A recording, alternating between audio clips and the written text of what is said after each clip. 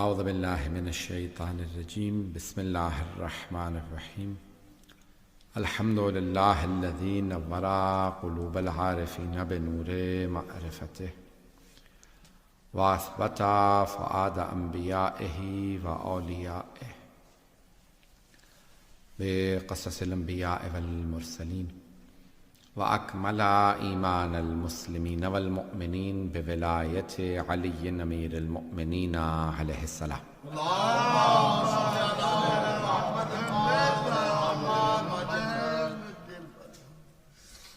والصلاة والسلام والتحية والإكرام على أفضل الموجودات العبد المؤيد والرسول المسدد المصطفى الأمجد المحمود الأحمد أعني أبا القاسم محمد اللهم صل على محمد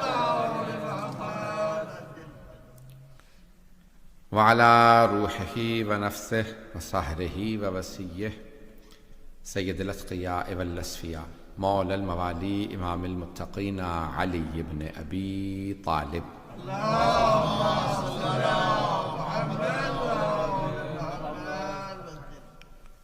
وعلى أوصيائه لا سيما بقية الله في الأرضين روحي وأرواح العالمين لتراب مقدمه الفداء واللعنة الدائمة على أعدائهم أجمعين من الآن إلى قيام يوم الدين. أما بعد فقد قال الله الحكيم في كتابه الكريم بسم الله الرحمن الرحيم قد أفلح المؤمنون الذين هم في صلاتهم خاشعون الذين هم عن اللغو معرضون والذين هم للزكاة فاعلون. صدق الله العلي العظيم. صلى الله عليه وسلم. جناب امیر المؤمنین علی بن ابی طالب علیہ السلام کی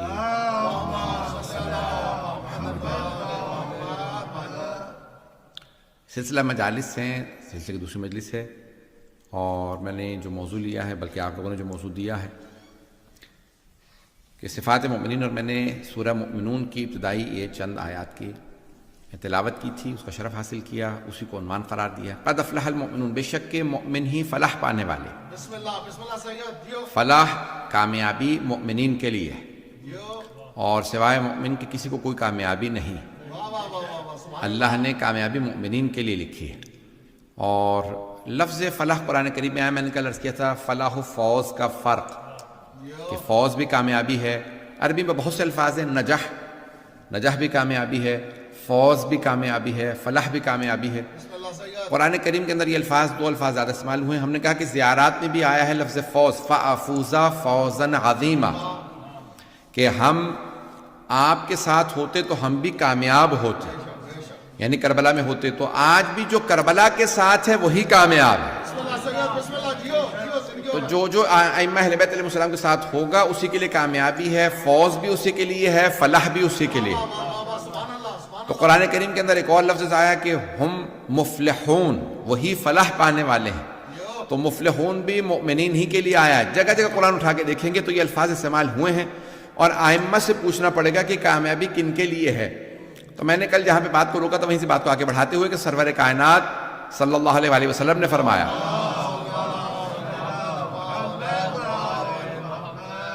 آپ نے بڑے واضح الفاظ میں فرما دیا کہ علی و شیعتہ ہم الفائزون، بے شک علی اور ان کے شیعہ ہی کامیاب.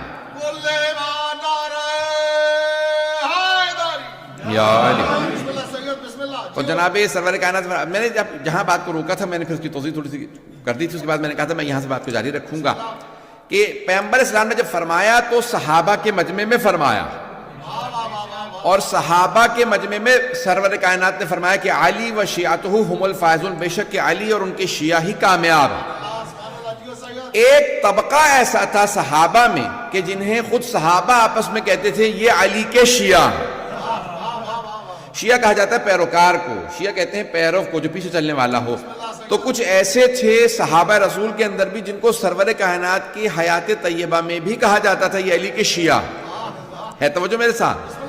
تو کچھ ایسے صحابہ جن کو مولا امیر کی زندگی میں یعنی پیغمبر اسلام کے سامنے، یہ ایسی بات نہیں کہ شیعہ بعد میں بنے ہیں، کہ بہت سے کہتے ہیں جتنے فرقے بنے ہیں پیغمبر کے بعد بنے ہیں، توجہ ہو میرے ساتھ، تو بہت سے لوگ کہتے ہیں پیغمبر اسلام کے بعد فرقے بنے ہیں، نہیں، کچھ ایسا گروہ تھا جو سرور کائنات کے سامنے بھی شیعہ کہلاتا تھا، انہیں دوسرے صحابہ کہتے تھے یہ شیعہ ہیں، اور سرور کائنات نے انہی کو دیکھنے کے بعد فرمایا تھا علی وشیعتہ ہم الفائزون، بے شک علی اور ان کے شیعہ ہی کامیاب ہیں۔ آئے میں چند لوگوں کے نام لے دیتا ہوں جو مشہور تھے علی کے شیعہ ہونے میں۔ ان میں پہلا نام ہے حضرت سلمان کا۔ حضرت سلمان فارسی کی جہاں جاتے تھے تو ان کو لوگ کہتے تھے بھئی یہ علی کے شیعوں میں سے ہیں۔ دوسرے تھے حضرت ابو ذر، تیسرے تھے حضرت مقداد، چوتھے تھے حضرت عمار۔ یہ وہ چند افراد تھے کہ جہاں جاتے تھے، بہرحال ان کے علاوہ بہت سے لوگ ہیں، حضرت حذیفہ یمانی اور بہت سے لوگ ہیں کہ جو جہاں مولا کائنات جاتے تھے یہ پیچھے پیچھے رہا کرتے تھے، اس لیے لوگ کہتے تھے یہ علی کے شیعہ ہیں۔ ایک بات واضح ہو گئی، جو پیچھے چلنے والا ہوتا ہے اسے شیعہ کہا جاتا ہے۔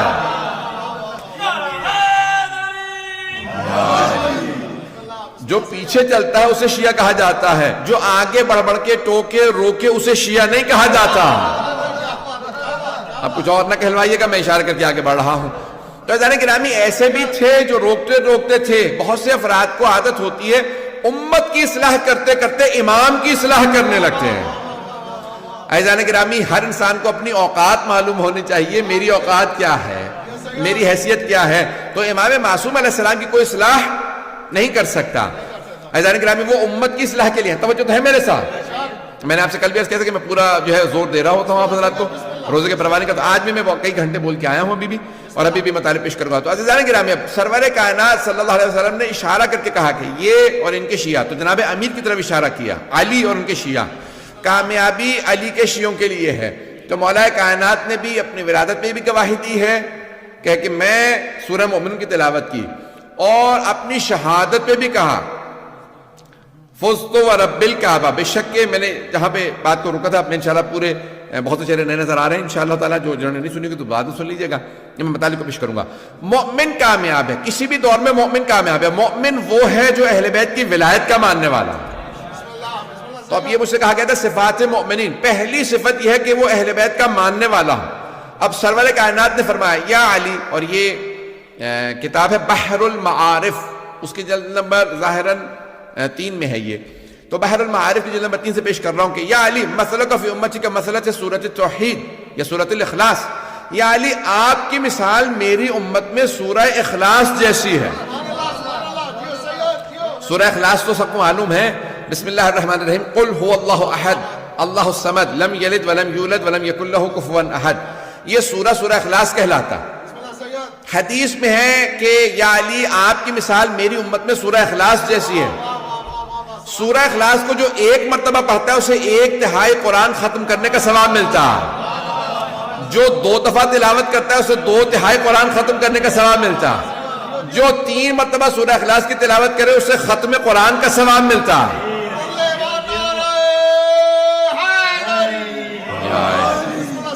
نہیں ابھی مجمع نہیں ہے سارا میرے ساتھ، تو یا علی بھئی پیغمبر اسلام فرما رہے ہیں یا علی آپ کی مثال میری امت میں سورہ اخلاص کی مثال ہے۔ سورہ اخلاص کو 3 دفعہ جو پڑھے اسے پورا قرآن ختم کرنے کا ثواب ملتا ہے۔ توجہ، اب پیغمبر اسلام وضاحت کر رہے ہیں یا علی جو آپ کو زبان سے مانے اس کا 1/3 ایمان مکمل، جو زبان سے بھی مانے دل سے بھی مانے اس کا 2/3 ایمان مکمل، جو زبان سے مانے دل سے مانے اور پورے جسم سے آپ کے ساتھ رہے۔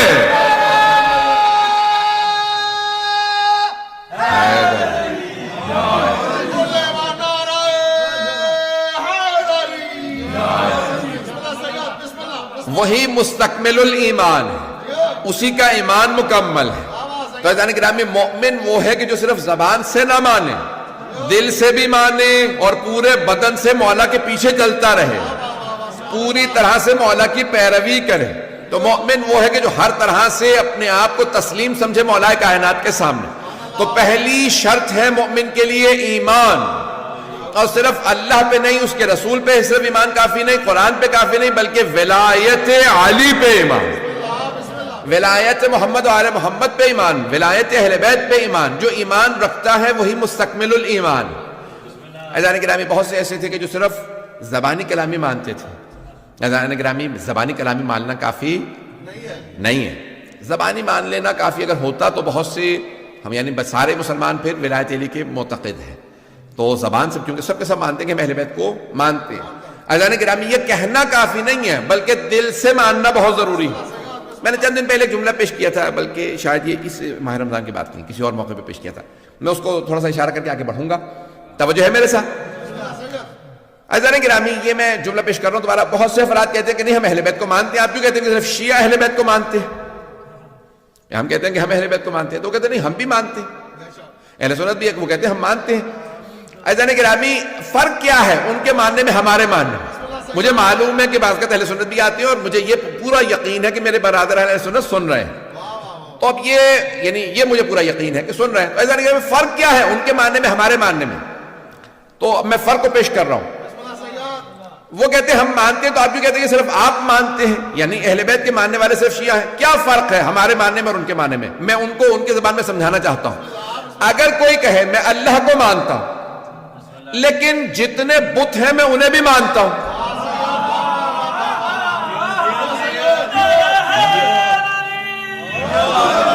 میں سوچ رہا تھا مجھے وضاحت کرنی پڑے گی. آپ حضرات پہنچ گئے بغیر وضاحت کے. کوئی وضاحت نہیں کروں گا، آگے بڑھ جاؤں گا. عزیزان گرامی بہت سے کہتے ہیں کہ میں اللہ کو مانتا ہوں لیکن جتنے بت ہیں انہیں بھی مانتا ہوں. کیا ایسے کی توحید قبول ہے؟ ایسے کی توحید قبول نہیں ہے کیونکہ وہ خدا کے ساتھ اس کے جو شریک ہیں انہیں بھی مانتا ہے. توحید اس کی قبول ہے جو خدا ہی کو مانتا ہو. عزیزان گرامی دوسرا سوال میرا آپ سے، اگر کوئی کہے میں رسول خدا کو مانتا ہوں لیکن جتنے جھوٹے نبوت کے دعوے ہیں مسیلمہ کذاب سے لے کے آج تک، بہت سو کے نام لینا مشکل ہو جاتا ہے تو جائے مثال کے طور پہ کسی اور بہت سے لوگوں نے دعویٰ کیا میں بھی نبی، بات واضح ہو رہی ہے. کوئی آدمی کہ میں رسول خدا کو مانتا ہوں لیکن جتنے جھوٹے نبوت کے دعوے تھے انہیں بھی مانتا ہوں. کیا ایسے کی نبوت کا عقیدہ قبول ہے؟ نہیں قبول. کیوں؟ کیونکہ رسول خدا خاتم النبیین ہے. اگر بات واضح ہو رہی ہو. اب اگر کوئی کہے میں اہل بیت کو مانتا ہوں، میں علی کو مانتا ہوں، حسن کو مانتا ہوں، حسین کو مانتا ہوں لیکن ان کے دشمنوں کو بھی مانتا ہوں، کیا ایسے کی امامت و ولایت کا عقیدہ قبول ہے؟ جب تک کہ دشمنوں سے بیزاری کا اعلان نہ کرو تب تک بات واضح ہو.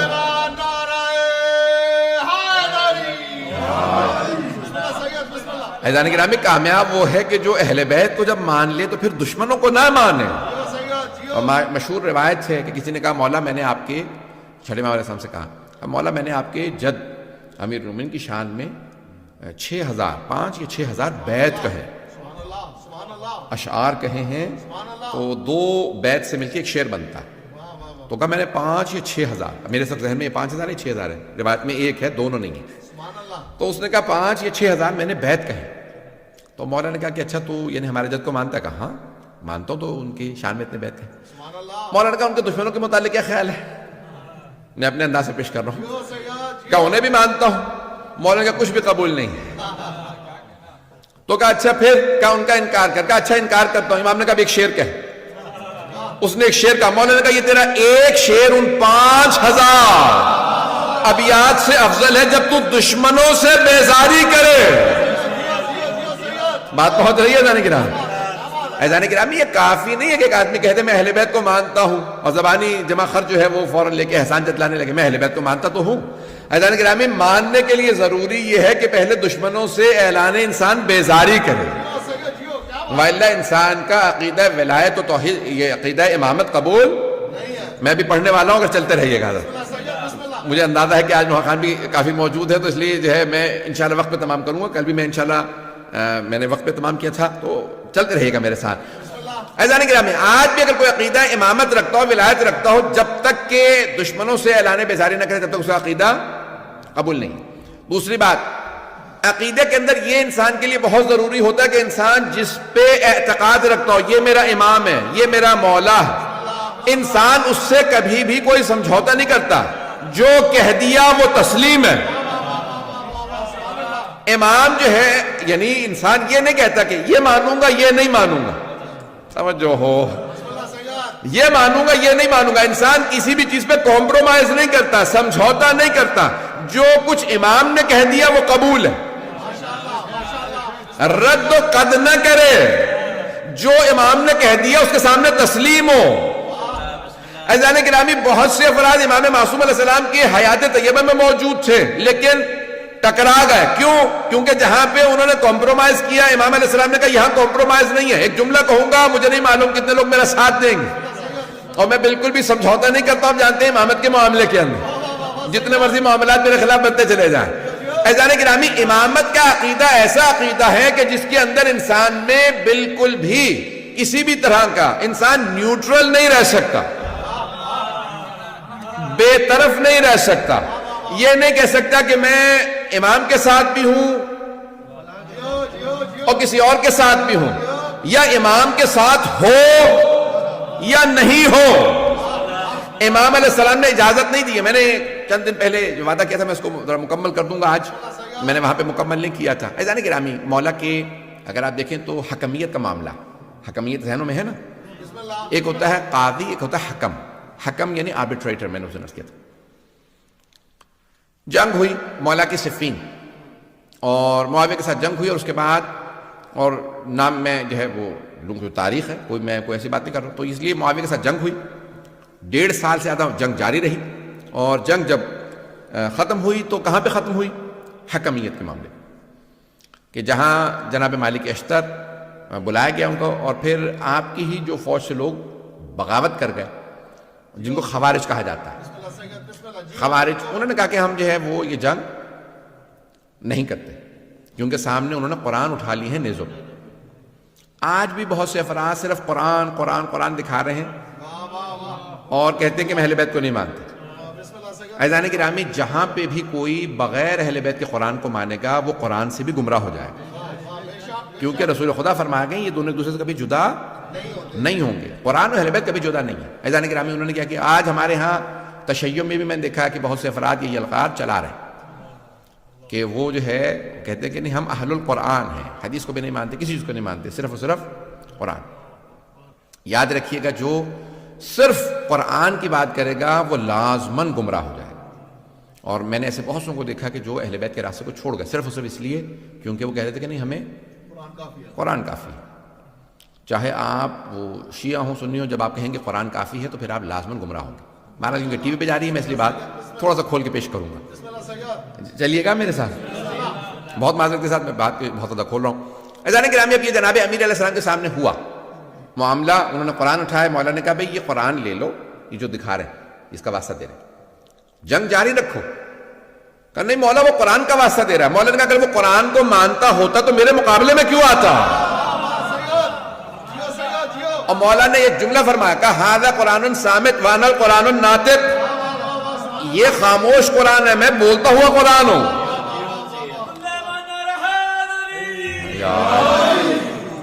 عزیزان گرامی، میں انہوں نے جو ہے وہ قرآن دکھائے، 500 قرآن نیزوں پہ بلند کیے، اور مولا کائنات نے کہا کہ نہیں ٹھیک ہے یہ قرآن جو ہے ان سے لے، لیکن لوگوں نے کیا کیا؟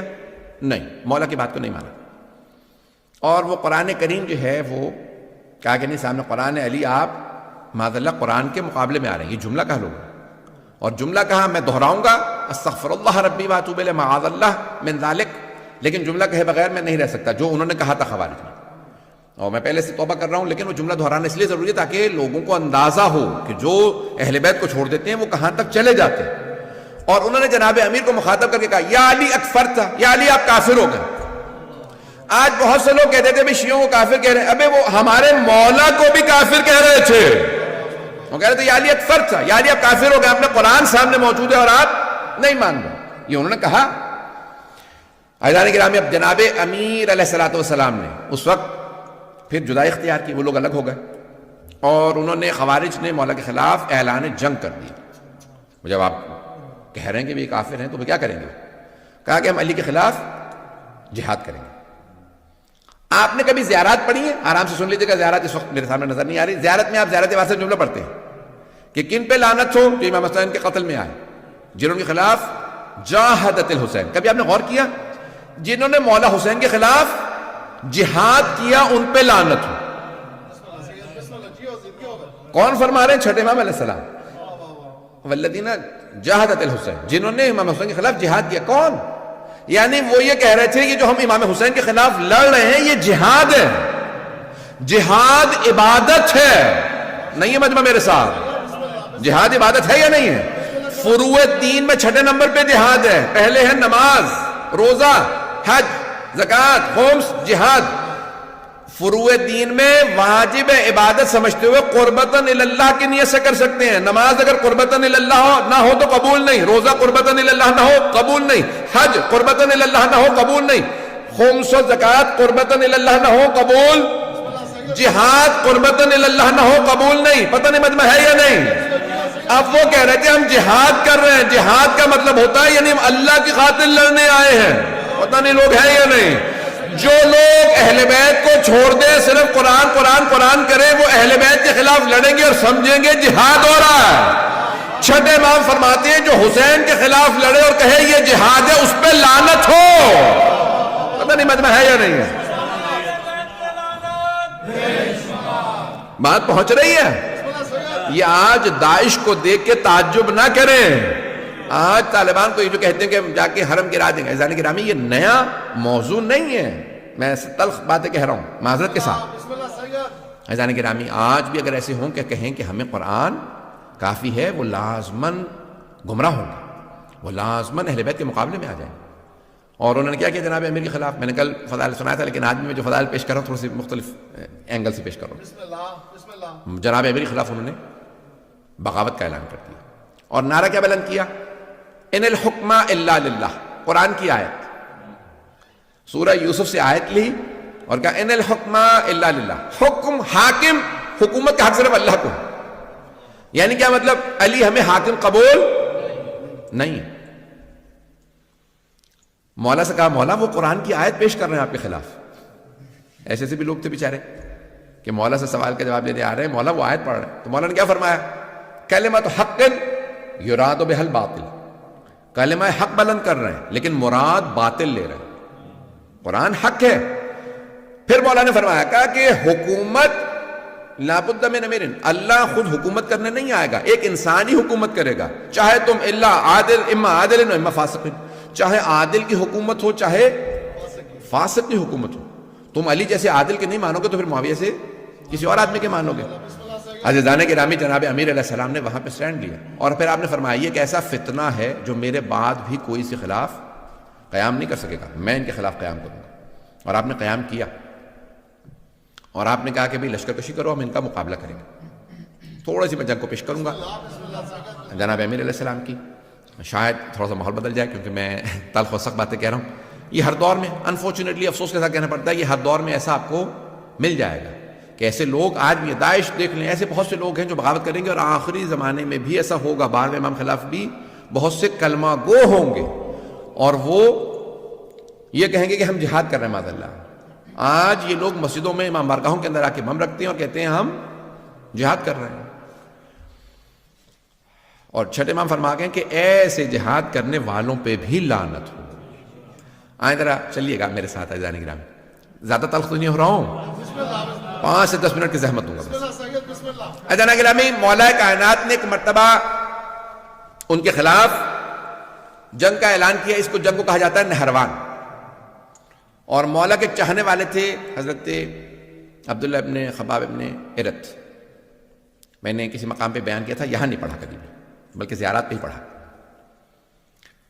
وہ ان کی اہلیہ جو ہیں وہ حاملہ تھیں اور وہ ان کو لے کے آ رہے تھے کوفے وضع حمل کے لیے. راستے میں خوارج نے روک لیا. لمبی لمبی داڑیاں، سجدوں کے نشان، قاری قرآن سب تلاوت کر رہے تھے.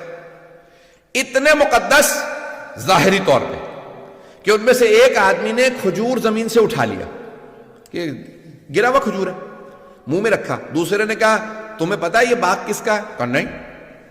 کہا تم نے بغیر اجازت کے تم نے کھجور کھا لیا. اس نے واپس نکال کے وہیں زمین پہ رکھ دیا. کہا پروردگارا مجھے معاف کر دے، میں نے کھجور بغیر مالک کے پوچھے کھا لیا تھا، مجھے معاف کر دے. اس کا مطلب ہے کبھی بھی لوگوں کے لمبے سجدوں سے، لمبی داڑھیوں سے، ظاہری تقدس سے دھوکہ نہ کھانا۔ اگر اہل بیت کو نہیں مانتے تو جتنا مرضی اپنے آپ کو مقدس دکھاتا رہے، وہ پھر بھی فاسق ہے۔ پتہ نہیں بات پہنچ رہی نہیں پہنچ رہی۔ اب کیا کیا اس نے کھجور واپس رکھ دیا۔ اس نے کہا یہ کھجور میں نے بغیر، پروردگارہ مجھے معاف کر دے، یہ کھجور میں نے اٹھا لیا تھا۔ اتنے میں حضرت عبداللہ ابن خباب ابن علت آ رہے ہیں اپنی زوجہ کے ساتھ۔ اپنی زوجہ کو انہوں نے سوار کرا رکھا ہے خچر کے اوپر اور لے کے جا رہے ہیں کوفے۔ انہوں نے روکا، کہا بھی بتاؤ تم علی کے چاہنے والے ہو، علی کے ساتھ ہو یا ہمارے ساتھ؟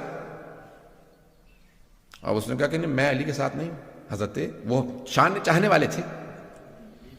اب وہ بہرحال اب بیچاری ان کی زوجہ بھی اور وہ بھی دونوں شیعہ عجیب و غریب کیفیت۔ تو کہا کہ بھئی میں کوفے جا رہا ہوں، مجھے کیا مطلب ہے آپ کی کوئی سیاسی کو معاملہ ہوگا؟ کہا نہیں، آپ تم بتاؤ کہ تم علی کے چاہنے والے ہو یا نہیں۔ انہوں نے کہا نہیں، میں علی کے چاہنے والا نہیں ہوں۔ تقیہ میں انہوں نے کہا میں تقیہ میں چاہنے والا نہیں ہوں۔ انہوں نے کہا اچھا اگر تم علی کو نہیں چاہتے تو پھر معاذ اللہ استغفر اللہ کہتے علی پہ لعنت کرو۔ اس نے کہا مانتا نہیں ہوں لیکن لعنت نہیں کروں گا۔ میں لعنت نہیں کروں گا۔ کہا کیوں؟ اگر نہیں مانتے تو پھر کہا نہیں، وہ داماد پیغمبر تو ہے۔ اب وہ بہرحال سمجھ گئے۔ انہوں نے کہا نہیں، یہ شیعہ یہ چھپا رہا۔ انہوں نے کہا کہ نہیں تم لعنت کر، نہیں بیوی سے کہو نہیں۔ انہوں نے کہا ٹھیک ہے ان کو قتل کر دو۔ انہوں نے ان کا سر کاٹا اور زمین پہ رکھا۔ پھر ان کی اہلیہ سے کہا، انہوں نے کہا نہیں میں بھی ماننے والی نہیں۔ انہوں نے ان کو مارا، پھر ان کا شکم چاک کیا اور بچے کو نکالا، بچے کا گلا کاٹا اور ان کے باپ کے ساتھ رکھا۔ کہا کیوں؟ کہا کہ یہ شیعہ ہیں۔ عزیزان گرامی، یہ آپ یہ آج نہ سوچیں، بہت سے ہمارے اپنے شیعہ کہنے لگ گئے تھے شاید کربلا میں اور ائمہ علیہ السلام پہ اتنے مظالم نہ ہوئے ہوں، اتنے مصائب نہ ہوئے ہوں۔ جب آج لوگوں نے داعش کو دیکھا تو پھر مانا ہاں اتنے مظالم ہوئے ہوں۔ پتہ نہیں بات پہنچ رہی یا نہیں پہنچ رہی۔ عزیزان گرامی، انہوں نے اتنا مولا علی علیہ السلام نے ان کا ذکر کیا۔ پھر حضرت کمیل کی جہاں پہ قبر ہے آج، وہاں پہ ان کو دفنایا گیا لا کے۔ عزیزان گرامی، یہ تھا وہ طبقہ جو مولا کے خلاف کہہ رہا تھا ہم جہاد کرنے جا رہے ہیں کیونکہ معاذ اللہ استغفر اللہ رب اللہ، جسے رسول خدا فرما کے جا رہے ہیں یہ کل ایمان ہے، وہ کہہ رہے ہیں یہ کافر ہوگا معاذ اللہ۔ یہ بتانا کیوں ضروری ہے؟ تاکہ آپ لوگ اویئر رہیں کہ تاریخ اتنی تلخ ہے اور آپ کو پتہ ہو کہ ہم اگر کسی پہ تبرہ کر رہے ہیں یا ہمارے بہت سے برادر ہیں سن رہے ہیں تو وہ پوچھتے ہیں کہ نہیں کیوں آج اب گزر گیا معاملہ، تلک امۃ قد خلت۔ ایک صاحب نے مجھے آیت بھی سنائی، انہوں نے کہا میں حافظ قرآن ہوں مولانا، میں آپ کو بہت زیادہ شوق سے سنتا ہوں، تو انہوں نے مجھے آیت سنائی، بیچارے نے بڑی محبت میں سنائی، میں بھی سن رہے ہوں گے، ابھی بھی سن رہے ہوں گے، میں یعنی مجھے ان سے کوئی دشمنی نہیں ہے۔ تو ان کا آیت ہے تلک امۃ قد خلت لہا ما کسبت ولکم ما کسبتم۔ وہ ایک امت تھی، وہ خلق کی گئی، ان کا حساب ان کے ساتھ، آپ کا حساب آپ کے ساتھ، ان کو بھلا دیں۔ ایسے معاملات کو بھلایا نہیں جا سکتا۔ جو اہل بیت پہ سمجھوتا کر لے، کمپرومائز کر لے، یقین مانیے اس کا ایمان ضائع ہو گیا۔ عزیزان گرامی، ہم کمپرومائز نہیں کر سکتے اہل بیت کے دشمنوں پہ، نہ اہل بیت علیہ السلام، ہمارا کوئی کمپرومائز نہیں۔ میں انشاءاللہ فضائل کل پیش کروں گا لیکن آج سن لیجیے چند جملے اور۔ اب کیا ہوا؟ لشکر آ گیا نہروان کے مقام پہ، بہت بڑا لشکر، 10,000 سے اوپر کا لشکر۔ مولا نے کہا کہ ان کے 10 افراد بھی نہیں بچیں گے اور میرے 10 افراد بھی شہید نہیں ہوں گے۔ اور حضرت جندب مولا کے چاہنے والوں میں ہیں، عاشقوں میں سے۔ تو مولا فجر کے بعد جو ہیں باہر نکلے اپنے خیمے سے، تو مولا نے کہا جندب کہاں؟ کہا مولا آپ کے دشمن بہت زیادہ ہیں۔ کہا نہیں جندب رک جاؤ، مجھے تمہاری حفاظت کی ضرورت نہیں ہے، میں ہوتا تو میں حضرت جندب کی خدمت میں عرض کرتا یہ مولائے کائنات ہے، یہ مشکل کشا ہے۔ اب بہرحال عزیزان گرامی مولا کچھ فاصلے سے واپس آئے، اس کے بعد کہا کہ جندب کیا دیکھ رہے ہو؟ کہا مولا زمین پہ دیکھ رہا ہوں چونٹیوں کی اتنی تعداد ہے کہ کون ان کی تعداد کو جانتا ہوگا، یہ سوچ رہا تھا کہ مولا ان کی تعداد کو کون جانتا ہوگا اتنی کم۔ جندب تمہارے مولانا صرف یہ کہ ان کی تعداد کو جانتے ہیں، میں یہ بھی بتا سکتا ہوں ان میں نر کتنے ہیں، مادہ کتنی ہے۔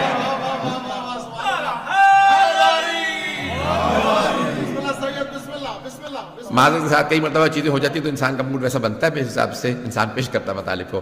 تو آج میں نے تلخ انداز سے پیش کیا، انشاءاللہ کل میں فضائل کے انداز سے پیش کر دوں گا۔ عزیزان گرامی، مولا کائنات کی پھر ایک مرتبہ جنگ شروع ہوئی اور مولا نے بتایا کہ کتنے لوگ آ رہے ہیں، اور جناب جندب کو کہا کہ جندب یہ جو پہاڑ دیکھ رہے ہو سامنے، اس کے پیچھے ایک لشکر آ رہا ہے، وہ بھی آئیں گے، حملہ کریں گے، وہی خوارج ہیں، وہی نہروان کے اس مقام پہ آئیں گے، مجھ سے بھی مقابلہ کریں گے، اور ان میں سے 7 افراد فرار کریں گے، 3 افراد کے ساتھ بھاگ جائیں گے۔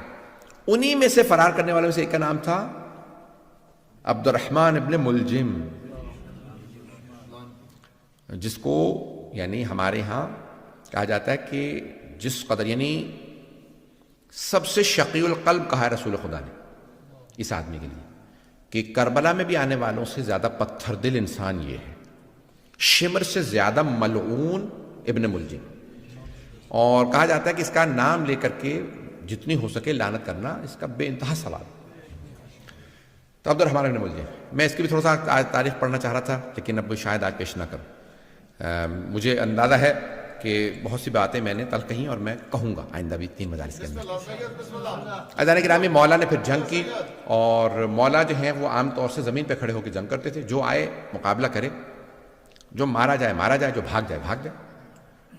واحد جنگ ہے جہاں پہ مولا نے فرمایا، کہا اس میدان سے کسی کو بھاگنے نہ دینا۔ یہ صفین کے لیے اور نہروان کے لیے لوگوں نے کہا کہ مولا نے صرف ان کے لیے کہا اس میدان سے جو بھاگے اسے بھاگنے نہ دینا، اس سے پیچھے اس کے مقابلہ کرنے کے لیے جانا اور اس کو وہاں مار دینا۔ کہا مولا کیوں؟ جمل میں آپ نے کہا جو بھاگتا ہے بھاگ جائے، لیکن یہاں پہ آپ فرما رہے ہیں کہ جو بھاگتا ہے اسے بھاگنے بھی نہ دو۔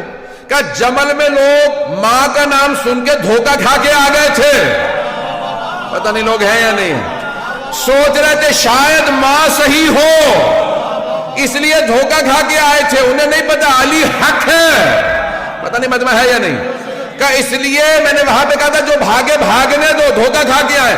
وہاں مسلمان تھے، دھوکہ کھا کے آ گئے تھے، یہاں یہ منافق ہے، کافر ہے، اسلام کا لبادہ اوڑھ رکھا، کہ کوئی بھاگے اسے بھاگنے نہ دینا۔ مولا نے ایک مرتبہ ذوالفقار کھینچی، اللہ اکبر کی صدا دی، گھوڑے کو اینڈ لگائی، مولا صفوں سے اپنے گھوڑے کو دوڑاتے رہتے تھے، جہاں سے گزرتے تھے سر ہی سر نظر آتے تھے۔ کسی نے سوال کیا یا علی تلوار چل نہیں رہی، سر پہ سر گر رہے ہیں؟ میں اپنے انداز سے جواب دے رہا ہوں، مولا کہیں گے میں ذوالفقار کو روک رہا ہوں، رک نہیں رہی ہے۔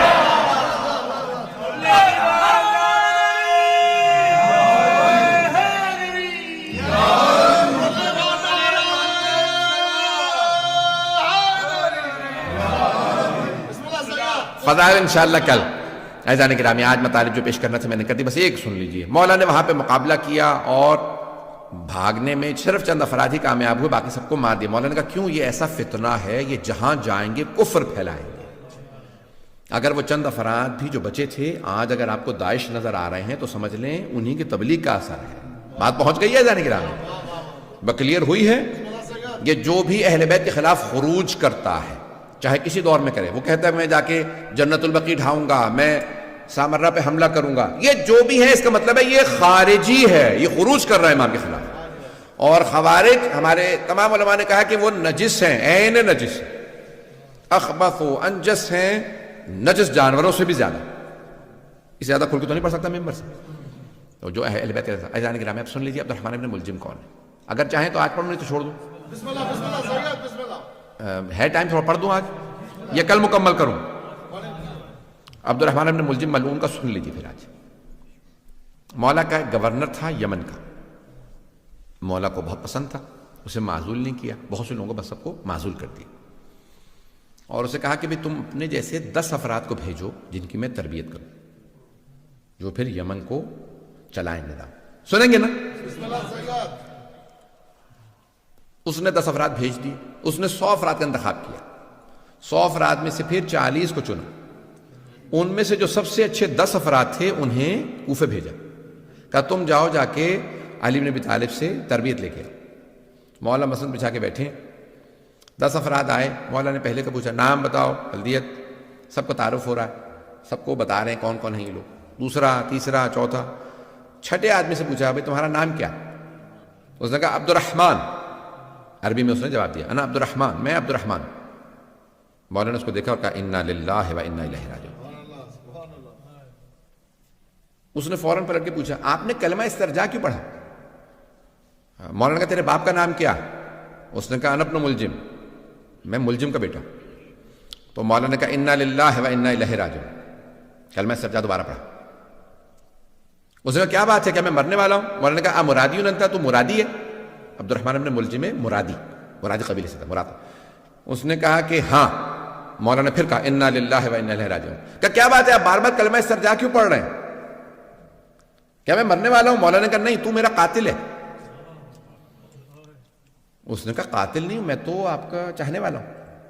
مولانا نے کہا نہیں، تو میرا قاتل ہے، میں تجھے ابھی سے وارننگ دے رہا ہوں، تجھے تحدید کر رہا ہوں، تو جہنم میں جائے گا اپنے اس گناہ کی وجہ سے، اور وہ لعنت ہوگی، تو جہنم کے اس گڑھے کے اندر جائے گا کہ جہاں کوئی نہیں ہوگا۔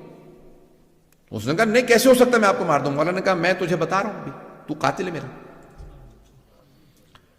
ایک مرتبہ اس نے کہا کہ بھئی کیسے ہو سکتا ہے، آپ مجھے مار دیں، ابھی مار لیجئے۔ مولانا نے کہا کس جرم میں، جو تو نے ابھی کیا نہیں؟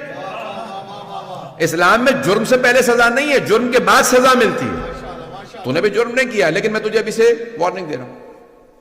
اب اسے اندازہ نہیں، آہستہ آہستہ وہ ایک فاحشہ کا جو ہے وہ عاشق ہو گیا۔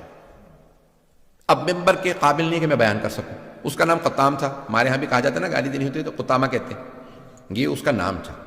اس نے بھی شرط رکھی، اور وہ بھی مولا کی دشمنوں میں سے تھی اور ملعونہ تھی، اور بہرحال کہ بھی میں شادی کروں گی، لیکن مجھے ایک کنیز چاہیے، 5000 دینار چاہیے، اور علی بن ابی طالب کا سر چاہیے۔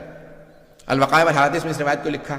کچھ لوگوں نے کہا ہے معاویہ سے بھی لنکس تھے، اور بہرحال اہل بیت کے قتل کے اندر آپ کو پتہ بنو امیہ کا ہمیشہ کردار رہا ہے۔ بنو امیہ نے بڑا منفی کردار ادا کیا، اہل بیت کے خلاف جو سب سے بدترین جو دشمن اہل بیت کے گزرے ہیں اور اب تک ہیں وہ بنو امیہ۔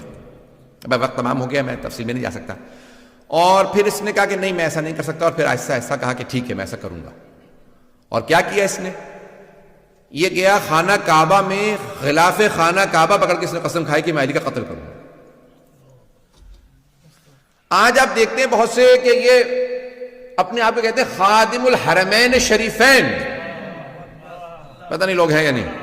بہت سے لوگ دھوکہ کھا جاتے ہیں، وہ حرم کے خادم ہیں اور آپ ان کو برا کہہ رہے ہیں۔ بھئی ہم آپ کو تاریخ میں ایسے بہت سے کردار پیش کر سکتے ہیں جو خانہ کعبہ کا غلاف پکڑ کے قسم کھاتے ہیں کہ میں رسول خدا کے بھائی علی بن ابی طالب کا قتل کروں گا۔ یہ میں کیوں پیش کر رہا ہوں؟ یہ قابل توجہ باتیں، آج یہ قابل غور ہیں۔ یہ آج دھوکہ نہ کھائیں لوگوں کے بڑے بڑے ٹائٹلوں سے، اتنے بڑے بڑے انہوں نے اپنے آپ کو ٹائٹل دے رکھے، میں حرمین کا، مکہ مدینہ کا خادم ہوں۔ جنت البقیع ڈھا دے تب بھی لوگ ان کو لعنت نہیں کرتے، رسول خدا کی بیٹی کا حرم گرا دیں لوگ کہتے ہیں کہ لعنت نہیں کر سکتے۔ آپ سوچ سکتے ہیں کوئی آدمی 4 معصوم اماموں کی قبریں ڈھا دی، ازواج رسول کے ماننے والے کہاں ہیں آج جو کہتے ہیں ہم امہات المومنین کو مانتے ہیں؟ 9 امہات المومنین کی قبریں ڈھا دی، کوئی بولنے کے لیے تیار نہیں، کہتے ہیں نہیں لعنت نہیں کریں، حرمین کے خادم ہیں، مکہ مدینہ کے خادم ہیں۔ یہ آل سعود کا کردار ہے آپ کے سامنے۔ میں بہت معذرت، بہت تلخ میں نے پیش کیا، مکمل کر رہا، ختم تمام۔ عزیزان گرامی، اس نے کیا کہا؟ اس نے کہا میں کیا کروں گا؟ حرم میں خانہ کعبہ کا پردہ غلاف پکڑ کے قسم کھائی میں علی کا قتل کروں۔ کب؟ شب قدر میں۔ کہاں پہ؟ مسجد کے اندر، مقدس جگہ پہ، مقدس رات میں مقدس ترین ہستی کا قتل کرنے آ رہا ہے۔ کیا سمجھ کے؟ عبادت سمجھ کے۔ کیا اس زمانے میں ایسے لوگوں پہ لعنت تھی تو آج ایسے لوگوں پہ لعنت نہیں؟ پتہ نہیں میں نے پیش کیا یا نہیں پیش کیا۔ یہ آج امام بارگاہوں میں، مساجد میں وہ کہتے ہیں میں عبادت کر رہا ہوں، میں شیعوں کو مارنے جا رہا ہوں، میں سامرہ کا حرم گرا رہا ہوں، میں عبادت کر رہا ہوں۔ عزیزان گرامی، اسی لیے ہم کہتے ہیں کھولو آنکھیں، دماغ کھولو، کان کھولو۔ ایسے اگر لوگوں کو تم تاریخ میں، آج ایسے لوگ ہیں، اور پاکستان میں کب کہا؟ جب خود کے حملے شروع ہوئے پاکستان میں، کہا نہیں یہ ملعون ہے۔ عزیزان گرامی، اگر پاکستان میں حملہ ہو تو ملعون ہے، دوسرے ملکوں کے اندر حملہ ہو تو ملعون نہیں ہے، عراق میں حملہ ہو تو ملعون نہیں ہے، شام میں جناب زینب کے حرم پہ حملہ کرے تو ملعون نہیں ہے ایسے لوگ، اور اگر تاریخ میں علی پہ حملہ کرے تو ایسے آدمی ملعون نہیں ہے۔ میں یہ سخت ترین جملے کہیں، میں بہت معذرت، لیکن میں کہنے پہ مجبور ہوں، آج یہ پڑھنے پہ مجبور ہوں، ایسے حالات ہیں، اگر ہم نہیں، میں نہیں کھولوں گا تو کوئی اور نہیں بولے گا۔ عزیزان گرامی، یہ تاریخ کے وہ کردار ہیں کہ جن پہ تاریخ میں بھی لعنت تھی، آج بھی لعنت ہے۔ اللہ ان لوگوں پہ لعنت بھیجتا ہے، اس کا رسول ان پہ لعنت بھیجتا ہے، ملائکہ لعنت بھیجتے ہیں، قیامت تک کے لیے ایسے لوگوں پہ لعنت ہے۔ اور جو ان پہ لعنت نہیں بھیجتے ان کا کیا حال ہونا چاہیے؟ ان پہ لعنت نہیں ہونی چاہیے؟ اگر تو وہ نہیں سمجھتے تو معاف ہے، اور اگر سمجھتے ہیں اور لعنت نہیں بھیجتے تو ان پہ بھی لعنت ہے۔ جیو سید، جیو جیو سید، جیو۔ آپ کہیں گے آج مولانا بہت غصے میں میں یقین مانیے کہ جتنا پیش کر رہا ہوں بڑی ذمہ داری سے پڑھ رہا ہوں۔ بسم اللہ سید۔ جو اہل بیت علیہ السلام کے مقابلے میں آئے، وہ کسی بھی زمانے میں ہو، کوئی بھی ہو، تو اس پہ عزیزان گرامی صبح و شام لعنت ہے، اور اللہ نے ایسے لوگوں پہ لعنت بھیجی۔ اور اگر میں ایک جملہ پیش کر رہا ہوں، وَمَن يَقْتُلْ مُؤْمِنًا مُتَعَمِّدًا فَجَزَاؤُهُ جَهَنَّمُ خَالِدِينَ فِيهَا وَلَعَنَهُ اللَّهُ وَغَضِبَ اللَّهُ عَلَيْهِ وَلَعَنَهُ وَأَعَدَّ لَهُ عَذَابًا عَظِيمًا۔ یہ اللہ نے قرآن میں آیت کی نازل، سورہ نساء آیت نمبر 93 4 سورہ۔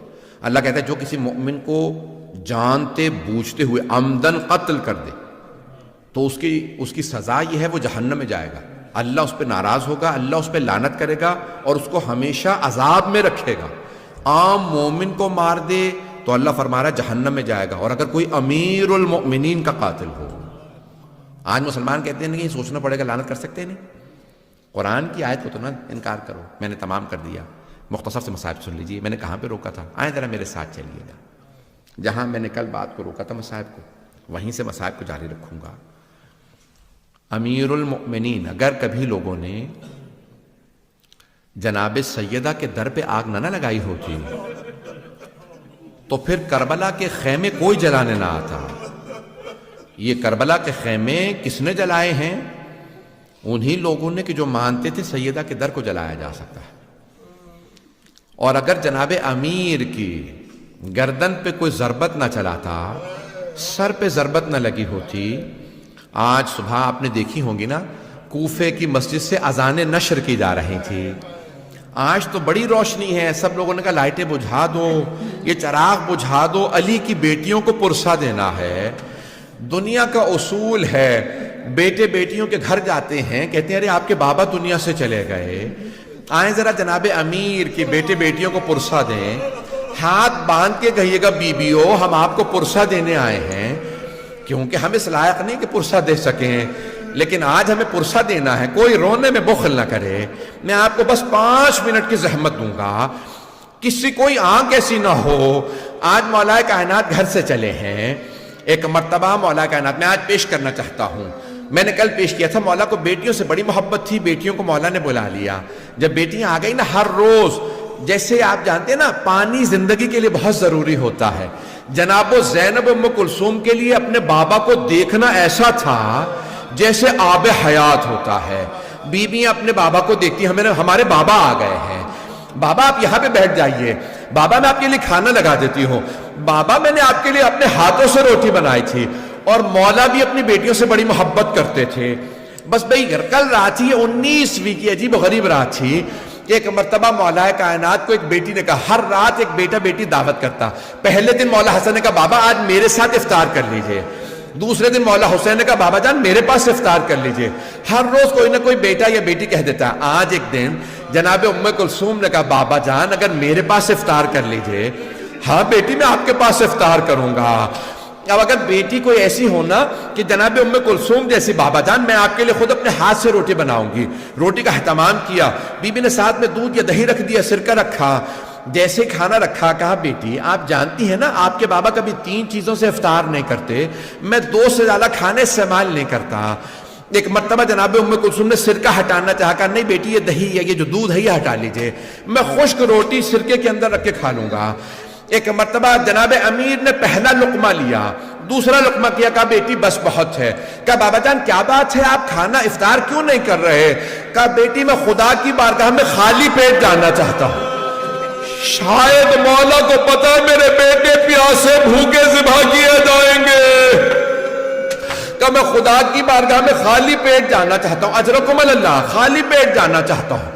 ایک مرتبہ جناب ام کلثوم کے آنسو بہنے لگے، بابا خدا کی بارگاہ میں جانے کی باتیں کر رہے ہیں، اگر پردیس ہو زینب ام کلثوم جیسی بیٹیاں ہو، یہ پتا چلے بابا جانے والے ہیں، بیٹیاں تڑپنے لگتی ہیں، جناب ام کلثوم نے بہنوں کو بتایا ہوگا، بابا فرما رہے میں خدا کی بارگاہ میں خالی پیٹ جانا چاہتا ہوں، اجرکم اللہ، ساری بیٹیاں تڑپ تڑپنے لگی. میرے مولا نے آواز دی بیٹا حسن آپ بھائیوں کو لیجئے کوفے کے دروازوں کی حفاظت کریں. کہا بابا جیسا آپ کو حکم لیکن آج ہماری باری نہیں ہے. کہ بیٹا میں بھی جانتا ہوں لیکن چلے جائیے. جانتے ہیں کیوں؟ مولا نہیں چاہتے تھے کوئی بیٹوں کے سامنے باپ پہ تلوار اٹھائے. کوئی باپ نہیں چاہتا مجھے بیٹوں کے سامنے مارا جائے. میں ہاتھ جوڑ کے کہوں گا مولا ذرا کربلا کے دیکھے ایک چھوٹی سی بیٹی کے سامنے باپ کے گلے پہ خنجر چل رہا ہے. اجرکم اللہ اجرکم اللہ. یا علی میں بھی پڑھوں گا 2 منٹ کی بس زحمت دوں گا. ایک مرتبہ مولا علی نے ایک مرتبہ کہا میرے سارے بیٹے کوفے کے دروازوں کی حفاظت کے لیے چلے جائیں. آخری جملے سن لیجیے. مولا نے بیٹیوں سے کہا بیٹیوں الوداع. ساری بیٹیاں صحن میں نکل آئی. بابا یہ کیا حالت بنا رکھی ہے. میرے مولا صحن میں آئے. مرغابیوں نے راستہ روک لیا. مولا کی ابا میں چونچوں کو ڈالا. اب جناب زینب سے رہا نہیں گیا. کہا بابا کبھی آج تک ہم نے یہ حالت نہیں دیکھی. یہ مرغابیاں یہ بدخیں یہ پرندے آپ کا راستہ نہیں روکتے. میرے مولا نے مڑ کے بیٹیوں کو دیکھا. پھر ایک جملہ کہا کہ انہن نواہی. یہ میرا نوحہ پڑھ رہی ہے. انہیں پتہ ہے بلی چل کے نہیں آئیں گے. پرندوں کو پہلے پتہ چل جاتا ہے. ایک مرتبہ میرے مولا نے خدا حافظ کیا. پھر ایک جملہ کہا زینب میرے بیٹوں سے کہنا انہیں اگر وقت پہ دانا پانی نہ دے سکے آزاد کر دے. میں ہاتھ جوڑ کے کہوں گا مولا آپ سے جانوروں پرندوں کا بھوکا پیاسا رہنا برداشت نہیں. انہیں بھوکا نہ رکھنا. مولا جب کربلا میں آپ کی پوتیوں نے رو کے کہا ہوگا دادا ہم پیاسے ہیں.